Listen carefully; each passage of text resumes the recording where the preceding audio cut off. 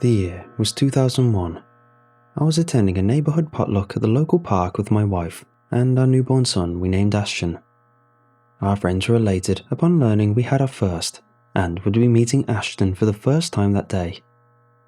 Everyone fussed over him and the adorable circular birthmark beneath his left eye, debating which of us he looked like more and how excited their kids were to have a new friend. There were about a dozen of us that occupied 3 picnic tables. We had 3 or 4 coolers, a whole spread of different platters and trays that covered the entire table, along with burgers and hot dogs cooking on 2 charcoal grills. My cross-street neighbour Fred grilled, while everyone else talked, drank, and played games. Ashton laid in his carriage, which I parked in the shade of an oak tree next to the grills. I kept Fred company while he cooked, acting as a sort of sous chef and making sure his drink was full. The park was particularly busy, and despite everything going on, I spotted someone who appeared to be watching our group, sitting alone at a picnic table about 10 yards from our spot.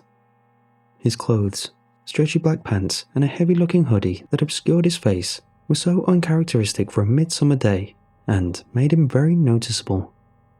The hooded man sat facing us with his arms folded on the table. I pointed him out to Fred, who acknowledged something seemed off, but thought he appeared harmless. "Maybe he's meeting someone," I suggested while pouring Fred a beer. Without any discretion, Fred turned and stared directly at the man. "Could be," Fred said with disinterest while flipping a new burger. "Maybe he got stood up. We'll fix him a plate to make him feel better." I rolled my eyes at Fred's remark, unable to resonate with his unapologetic apathy. I couldn't ignore my instincts that were telling me this guy was here for another reason. Nobody else seemed to notice or mind him, and I didn't want to put a damper on the gathering, so I kept quiet about my apprehensions. Despite being unable to see much of his face, I definitely felt the man's looming gaze briefly lock with mine a few times. After convincing myself he didn't have good intentions, I decided to confront this peculiar individual.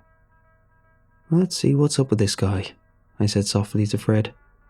"It's those newfound parental instincts kicking in," Fred said jokingly. "They get a little wonky at first, just an FYI. I started towards the man's table, but froze upon hearing an ear-splitting crack, booming sound of shattering glass and crunching metal. Everyone in the park stopped and stared at the parking lot, where a large tree limb had broken and smashed 2 cars.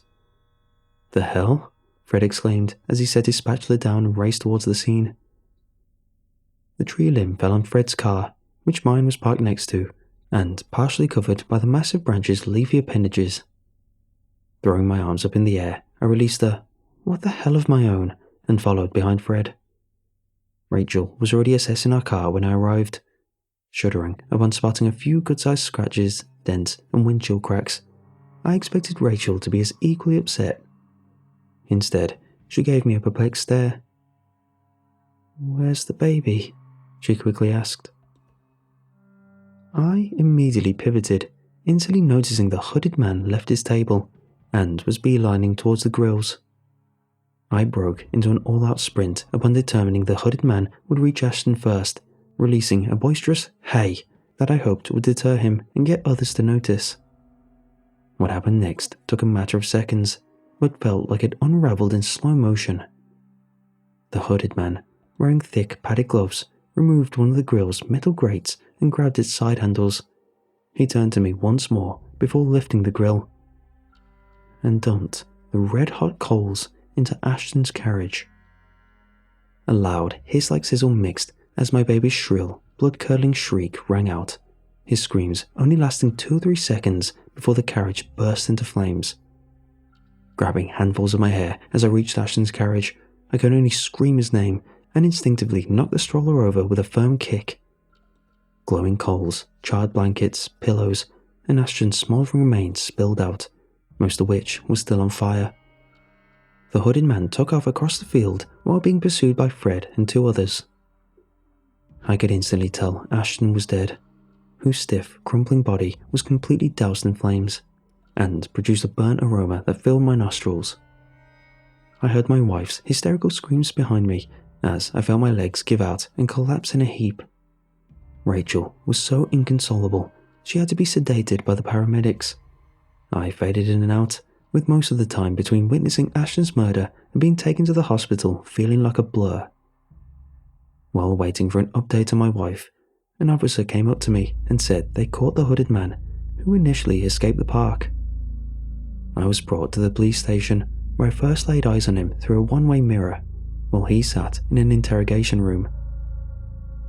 The man's appearance was grotesque, and he had appalling physical deformities. His skin was light pinkish beige and littered with veiny, blotchy, grey and black growths. He was completely hairless and had dark yellow eyes, whose right one was about twice the size as his left. I was met with repulsion and boiling fury while gazing upon his murderous subhuman lifeform, whose windpipe I yearned to crush with my bare hands. After confirming I did not recognize him, detectives told me he was being classified as a John Doe. The hooded man had no form of identification, wasn't showing up on any databases, and hasn't spoken a word. After getting assured he wouldn't be released anytime soon, they asked me a few more questions before letting me go, promising to provide updates on any new developments. I returned to the hospital, where Rachel was still being treated for a severe mental breakdown. I spent that night in the waiting room, mostly with my face buried in my cupped hands, replaying the day's grisly, life-altering events in my head. At some point, I dozed off and was awoken the next morning by a nurse. She brought me to the doctor caring for Rachel, who said my wife was in a deep state of catatonic shock. After being updated on Rachel's condition, I returned home to start arranging Ashton's services. No sooner than taking 3 steps out of the hospital, however, I was stopped by the same officer who brought me to the police station yesterday. The officer looked distraught, who I could tell dreaded what he was about to say. "He's gone," the officer said sorrowfully. "Who's gone?" I asked in bewilderment. "The man who killed your baby. He somehow escaped last night. No witnesses, nothing on the camera, no signs of how. He was in his cell 1 minute and gone the next." The hooded man was never found. Rachel made little progress overcoming a debilitating trauma, spending the next year in and out of psychiatric care. My life consisted of work, visiting Rachel at the hospital, and going to bed. About 2 months passed, during which things continued to gradually implode. Rachel returned home, but was on a cocktail of meds that barely seemed to help. She became a bitter, hostile shell of her former self, barely capable of functioning independently, and prone to sporadic fits of rage, delirium, or emotional episodes. Rachel blamed me for our baby's death and made it her mission to keep me consistently reminded. I reached my breaking point with Rachel when she used a broken bottle to attack me during one of her episodes, slicing my arm and neck, which required over 12 stitches. After this incident, Rachel was put in a mental care facility, and I decided to explore my legal options for ending our marriage. She could be looked after by a family, I thought. Most of them also hated and blamed me for Ashton's death anyway, even saying I was responsible for Rachel's mental breakdown. My boss's wife connected me with a divorce attorney to look at my case. When I met him at his office, however, he said something that took me completely off guard. "I've actually been expecting you, Mr. Williard," the attorney said while rummaging through one of his desk drawers. "I have something here with instructions. I give it to you on the 1st of September, which is today." He slid a yellow manila envelope in front of me, which had my name in large black letters. Inside was a light grey envelope that also had my name handwritten on it in red ink. "Who did it come from?" I asked awkwardly. "I only spoke to him twice, 1 year ago when he initially called, and last night when he reminded me about today," the attorney said. "He just identified himself as Mr. Doe, sent me a large wad of cash to hold this for him, and that was that. Didn't ask any questions. That's sometimes how it is in this business." The envelope's letter contained a vertical list of numbers with other sets of digits, words, or letters beneath each one, and were written in the following order: 9, 112, 001 1177 175 93. Next paragraph. 12 262 004 758 91. Next paragraph. 342 012 700 UTC capital. Next paragraph. 842 020 NH4 NO3 4 132 029 1997 XF11 skin. The manila envelope also held a white CD with "Watch in Order" written across its surface. I didn't even get done what I originally came to the attorney for, becoming completely sidetracked by the mysterious package. I ran the CD on my computer, which had a handful of video files labelled 1 through 5. Remembering the disc said "Watch in Order," I opened the first file. My heart stopped when the video began playing. Appearing on screen was the deformed face of my baby's killer. The man who murdered my baby sat in a concrete room, wearing the same heavy hoodie and black stretch pants as he did that day. I would have pulled my computer off the desk and thrown it across the room if the shock from seeing his hideous face didn't numb me to a state of borderline paralysis. After fiddling with the camera, the hooded man leaned back and stared intently into the lens. "I'm so sorry, Jeremy," he said in a low, gruff voice, causing sharp chills to race down my spine when he spoke my name. "I really am so sorry for everything, but you must understand why this happened. Let me start from the beginning." I took sharp breaths and struggled to maintain my composure, but felt compelled to continue watching. My name obviously isn't Mr. Doe. It's Eric, and I'm from the year 2067. I know it sounds absurd, but you have something that will prove what I'm telling you is true. The man who identified himself as Eric leaned closer towards the camera. Just know this was for a greater good, and doing this actually saved countless lives. I leaned back and stared skeptically at the computer screen, my intensifying hatred for this man clashing with the queasy uneasiness ushered in when he admitted to being the Mr. Doe from whom I received the package. "Okay, now that I've got your attention, here's where it gets complicated," Eric continued. "Some years from now, I can't get into specifics, a catastrophe is going to occur that devastates the world.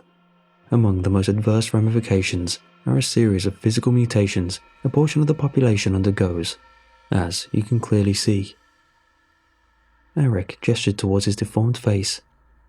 "We're known as defects and require special treatment to stay alive, like routine radiation doses and staying within certain temperature ranges, just to mention a few.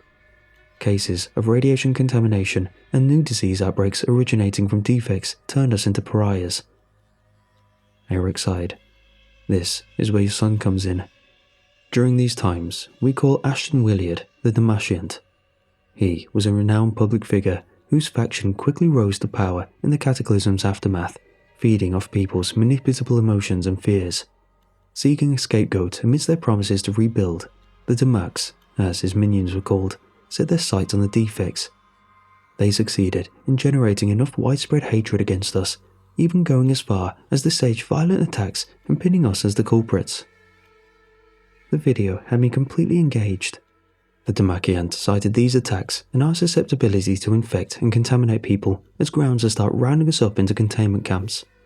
We knew the risks we posed towards the unaffected portion of the population and took great pains to isolate and care for ourselves, while researchers worked tirelessly to discover a cure. Eric hung his head. "They actually came close, but the programs were discontinued without explanation. The camps had inhumane conditions. Many died from disease or malnourishment before the Damaks began extermination. The things they did would make history's most heinous figures cringe.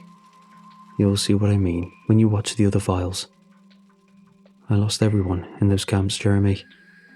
Doing this was the only way to reverse that, and end the Damakian suppressive reign." I felt a lump form in my throat and held back tears, simultaneously empathizing with Eric, while still reluctant to believe his story. Your son was ravenous for power, The Damacs invasively occupied territory, eventually starting a multinational war. They killed millions of defects, but those numbers pale in comparison to the tens of millions who perished just in the war alone. A few tears streamed down Eric's face. It's okay to talk about what your son would have become, since that timeline is being eliminated. As for why I killed him in such a gruesome manner, doing it on that exact moment and way was the only option to stably alter the timeline. My heart sank while I recalled that fateful day, particularly when the tree limb fell in our cars.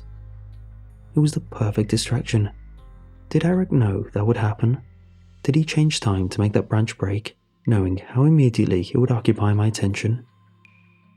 Jeremy, I know you're probably having a hard time believing this. I would too. But think about how I just vanished from my cell. I'd love to explain how it works, but it's against the rules to directly reveal certain information. Eric held up a light grey envelope with my name written in red ink, the same one I received. That's why I sent you this. There are clues for the events that will occur in the future, which will verify this is very real. Think of it as a puzzle. It's actually quite easy once you figure it out. There's some considerable time between each instance, but don't worry, I'll send you reminders. I know you're hurt, confused and angry right now, but please believe me when I say a great loss or tragedy is sometimes necessary to prevent something much worse from happening. After the video ended, I stared at the computer for what felt like hours. Tearing, perspiring and trembling, I had no idea what to believe. After recollecting myself, I watched the other videos, which were compilations of newspaper clippings, excerpts from news broadcasts, and raw footage depicting scenes of war and unfathomable carnage. They seemed to map out everything Eric described, mentioning the cataclysm, defects, Damac's rise to power, and their imperialistic campaign. Headlines like, "Experts, recovery will take a few years, over 10k new mutation cases confirmed, link between defects and contamination outbreak identified," and "Damac's complete southern coast occupation" caught my eye, while videos and pictures flashed on the screen that Eric's words did little justice in describing. I saw images of war-torn horizons and crumbled city skylines, explosions, scores of marching or fighting soldiers, along with dead and dismembered bodies. The most disturbing scenes showed defects performing hard labor, rooms with their bodies and severed limbs hanging from meat hooks, mass executions and graves, even some getting their deformities cut off or experimented on while still conscious. It didn't take long for me to deduce a robust, prominent-looking man donning a black authoritative uniform and long overcoat, who I saw clips of making fiery speeches, getting paraded around while waving to crowds, speaking with officers, other official-looking figures, and transported by armed security details. Was my son. Despite having his mother's eyes, Ashton bore an overwhelming striking resemblance to me, but what indisputably verified my son's identity was the birthmark still visible beneath his left eye. Despite the macabre prospects of his future, I was initially proud of my son, which I suppose comes natural for any parent, until I reminded myself what he would have turned into. A genocidal warlord whose totalitarian regime appeared to deepen the world's state of ruin. I stopped watching after one scene of Ashton making a passionate speech, when I noticed an elderly man and woman sitting in the background. They were huddled closely together and gazed upon Ashton, their faces containing conflicted expressions of admiration and obligatory supportiveness, along with disappointment, concern, and dismay. My jaw dropped and I released a gasp like yelp before abruptly closing the video. Rachel and I were that elderly couple. Experiencing a wave of smothering lightheadedness, I tried pouring myself a drink, only to violently regurgitate it while standing over the sink. Those videos looked so genuine, and I hated how everything Eric said arguably made sense. Was my son really destined to become this monstrous tyrant? Was this some elaborate sadistic prank a deranged individual was orchestrating to gain pleasure at the expense of my suffering? I tried thinking of every conceivable explanation to not believe, but couldn't be convinced. My attention shifted to the notes, series of numbers that meant nothing upon review. Remembering Eric said to think of it as a puzzle, I looked at the first set of characters. 9/1/12/001 1177 17593. What are you trying to tell me here? I asked out loud. There must be something more to this. About 1 week later, I received an identical light grey envelope in the mail. It contained a handwritten letter, also in red ink, that simply read 9/1/12/001, just reminding you. I spent weeks trying to crack the cryptic code, which consumed me for months to no avail. It would take me over 3 years to finally figure it out when the next letter arrived. After finalizing my divorce with Rachel, I moved back to my home state and reconnected with an old high school sweetheart. We got engaged, were starting our own company, and in the process of purchasing a house, I was grateful to finally move on with my life. But despite getting closure on Ashton's death, still kept the indecipherable letters. Christmas was 5 days away, and I returned home from gift shopping when I found a light grey envelope lying on my doormat. Despite immediately knowing what it was, the envelope's mere sight flooded my head with memories of Ashton's screams, his burning carriage, and Eric's unendurable face. I shakily opened the envelope to find another letter, which read 12/262/004. Do you believe me yet? On the first letter, written under 12/262/004, were the numbers 75891. This time around, however, I was more concerned Eric knew where I lived than solving this mystery. I was about to dial 911, but remembered when Eric said he'd be sending me reminders and decided to play along, feeling certain this letter was his latest. I figured everything out a few days later, ironically while writing a final check to my divorce lawyer. It was the day after Christmas, and I had the news on while paying some bills. They were talking about a massive earthquake and tsunami that devastated coastal communities across the Indian Ocean. I was so distracted by the story, I almost put the comma of the check's numerical amount in the wrong spot. While stopping myself, I looked at the check's date, which read December 26th, 2004. Remembering I was anticipating something significant to happen, I grabbed the original letter and stared closely at the number. 12/262/004. Thinking about the same mistake I almost made on the check, I rewrote the figure and shifted the second comma 1 digit to the left, so it now read 12/26/2004. I did the same with the top number, going from 9/1/12/001 to 9/11/2001, which was when it became clear. They were dates. It was something the news anchor said that I happened to hear. The earthquake registered a 9.1 on the Richter scale. That drew my stare to the numbers beneath 12/262/004, which was 758 and 91. Then it came to me. 91 signified the earthquake's magnitude. I learned the quake happened 7:58 AM local time, which I linked to the other number 758. Solving the 9/1/12/001 figures was even more unsettling. The date it translated to was obvious, and after doing some research, deduced the other numbers represented the flight numbers of each aircraft involved. I started shaking when the reality of this revelation hit me, almost having a nervous breakdown when I couldn't fathom any other way that Eric, or whoever this was, could have known this information. My perceptions of reality, space and time were turned upside down, marking a day that forever changed my life. I still resented Eric for killing my baby, and will always keep Ashton's memory alive, because I remember him as an adorable, innocent baby who didn't hurt or wrong a single soul. Having said that, I finally understood what Eric meant. I translated the last 3 numbers. 3/42/012 became March 4th, 2012. 8/42/020 turned into August 4th, 2020, and 4/132/029 was April 13th, 2029. Despite the tragic nature of the events that already happened, I understood why Eric chose them specifically. They mostly happened by pure chance and could not have been predicted or prevented. Having said that, I spent the last 15 years making vain efforts at determining what happens on each of these dates before the events unfold, with hopes of preventing a tragedy. As expected, I received my next letter over 7 years later in late winter of 2012. 342012. I know you don't need these reminders anymore, but sent this one just in case, was what I read. Under 342012 on the original letter I received over a decade ago, 700 UTC and capital were written.